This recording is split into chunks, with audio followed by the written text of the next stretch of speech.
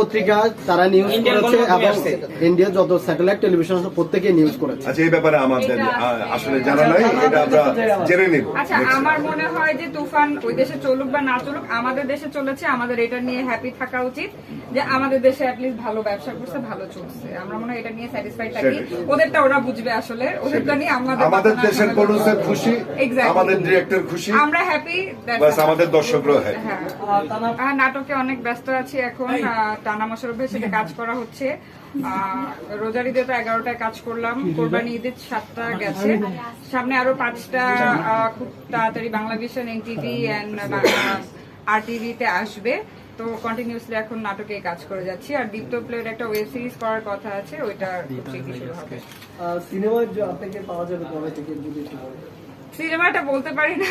cinema যখনই আমি আমার পছন্দ মতো গল্প, ডিরেক্টর, কো আর্টিস্ট